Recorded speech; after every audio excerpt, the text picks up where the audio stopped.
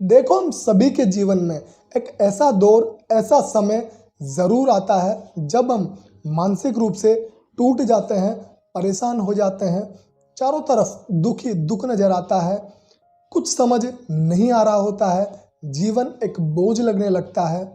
यहाँ पर कारण सबके अलग-अलग हो सकते हैं, लेकिन मुझे लगता है कि दुख सबका समान ही होता है। कोई बहुत ज़्यादा मेहनत करने के बावजूद कोई एग्ज़ाम क्लियर नहीं कर पाया हो तो बड़ी मानसिक पीड़ा होती है। कोई एक अच्छा और लंबा रिलेशनशिप टूट जाए, ब्रेकअप हो जाए, तो वहाँ पर भी एक इंसान अंदर से टूट जाता है। नौकरी ना लगे तो उसका एक दुख है, नौकरी लग जाए तो वहाँ पर भी मेंटल प्रेशर होता है। कोई फैमिली इशू हो सकता है। इसके अलावा बहुत सारी प्रॉब्लम्स हमारी लाइफ में आती है जिसकी वजह से हमें मानसिक समस्याओं का, मानसिक दबाव का सामना, मानसिक तनाव का सामना करना पड़ता है। जो लोग मानसिक रूप से स्वस्थ होते हैं, मजबूत होते हैं, वो ऐसी सिचुएशन को झेल लेते हैं, अपने आप को संभाल पाते हैं। और जो लोग इस दबाव को नहीं झेल पाते हैं, कई बार वो जीवन लीला तक समाप्त कर लेते हैं। इसलिए मानसिक रूप से मजबूत होना, स्वस्थ होना बहुत ज़्यादा ज़रूरी है, खासकर आज के समय। तो यहाँ पर मुझे लगता है कि मानसिक मजबूती के जो दो सबसे बड़े पिलर हैं, उनमें नंबर 1 पर है जीवन के प्रति समझ, अंडरस्टैंडिंग ऑफ लाइफ, और नंबर 2 पर है खुद के प्रति गहरा प्रेम, यानी खुद के साथ हमेशा खड़े रहने की शक्ति। क्योंकि ये दुनिया, ये लोग, ये समाज, ये दोस्त कब तक आपके साथ खड़े होंगे ये किसी को नहीं पता है।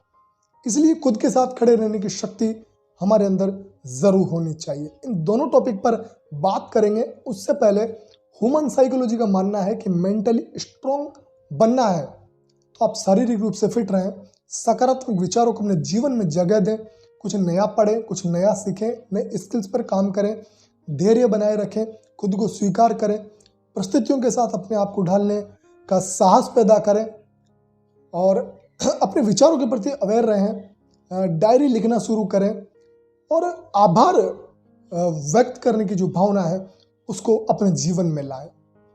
अब ये सब चीज़ें एक लेवल पर ठीक है, लेकिन मुझे लगता है कि ये सब हम तभी फॉलो कर पाएंगे जब हमें अपने जीवन का महत्व, जीवन की समझ और हमारे पास एक पर्पस ऑफ लाइफ होगा, जीवन का उद्देश्य होगा। स्वामी विवेकानंद जी का एक कोट है कि एक विचार लो और उसे अपना जीवन बना लो। यहाँ पर एक विचार का मतलब जीवन का एक उद्देश्य है।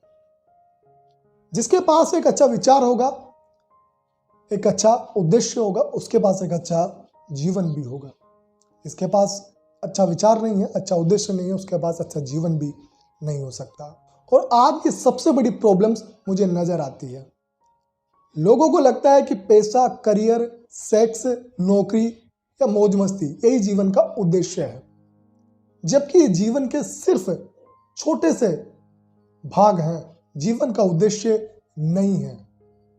यहां पर महात्मा बुद्ध ने बड़ी अच्छी बात कही जो बिल्कुल सत्य है, जिसको नकारा नहीं जा सकता है कि लाइफ इज सफरिंग, जीवन एक दुख है और तुम इस दुख को एक अच्छा उद्देश्य दे सकते हो, तभी इस जीवन को एक अच्छा रूप दिया जा सकता है। और इसी उद्देश्य की बात यहाँ पर स्वामी विवेकानंद जी कर रहे हैं। और इस उद्देश्य में जो आपका मैं है उसके लिए जगह कम होनी चाहिए। इस उद्देश्य में दूसरों का दुख, दूसरों की सफरिंग को कम करने की नीयत होनी चाहिए, दूसरों की समस्याओं का हल करने का प्रयास होना चाहिए, जो आज बहुत कम लोगों के उद्देश्य में ये चीज मुझे नजर आती है। देखो, आप कोई एग्जाम क्लियर नहीं कर पाए तो उसमें क्या हो गया? जीवन में बहुत कुछ है करने को जिसकी आज जरूरत है। आपके पास शिक्षा है, जवानी है, अनुभव है, भुजाओं में ताकत है, और आप कह रहे हैं कि नौकरी नहीं लगेगी तो मैं क्या करूंगा? आप अपनी सोच को बड़ा कीजिए। नौकरी छोटा विजन है, आपकी चेतना और जीवन उससे कई ज्यादा गुना बड़ा है। आप अपने काम में आपने मेहनत की, अपनी पढ़ाई को, अपने कर्म को ईमानदारी, लगन, जुनून और मेहनत के साथ पूरा किया। इसमें आपकी गलती कहाँ है? आपने वो कहावत सुनी है ना कि जो होता है अच्छे के लिए होता है। इसकी गहराई को समझो। आपकी ईमानदारी से मेहनत करने के बावजूद अगर आप नौकरी नहीं लग पाए तो आप समझिए कि परमात्मा आपसे कुछ बड़ा और अच्छा चाहता है। लेकिन यह भी ध्यान रहे कि आपने अपने कर्म, अपनी मेहनत कितनी लगन, ईमानदारी और जुनून के साथ की है। अगर आप अपने कर्म के साथ, मेहनत के साथ, अपनी पढ़ाई के साथ ईमानदार हैं तो फिर आपको चिंता करने की कोई ज़रूरत नहीं है। ये जीवन है और करने को बहुत कुछ है।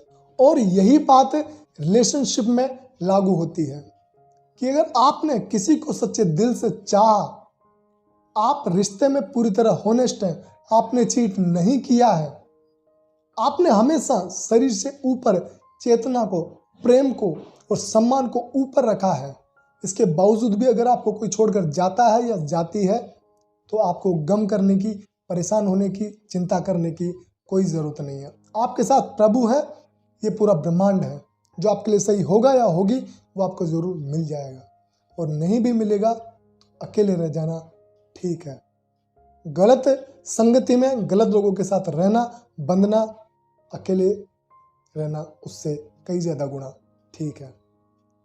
आप परमात्मा की शक्ति हैं। आप ऑलरेडी एक ताकतवर और मजबूत इंसान हैं, बस आप इस चीज़ को भूले बैठे हैं। तीसरी आंख का मतलब यही तो होता है कि आप अपने अंदर झांकें, देखें, जानें, अपने से प्यार करें, अपनी इस अपार शक्ति को, अपने मन की शक्तियों को जानें। लेकिन वहां पर हमें थोड़ी सी कठिनाई होती है अंदर देखने में, इसलिए हम उस चीज़ को इग्नोर करते हैं। तो थोड़ा सा अपने आप को जानिए, अपनी शक्ति को समझिए, क्योंकि हमें ऐसे ही नहीं कहा गया है यू आर दैट, अप दीपो भव, अपना प्रकाश स्वयं बनकर तो देखिए। और जब प्रकाश आता है, अंधेरा मिटता है, उजाला होता है, तो जीवन की हर परेशानी, हर कमजोरी जरूर मिटती है। जीवन ताकतवर बनता है, खूबसूरत बनता है और ज्ञान से भरपूर खूबसूरत जीवन लगने लगता है। Wish you all the best. Thank you so much.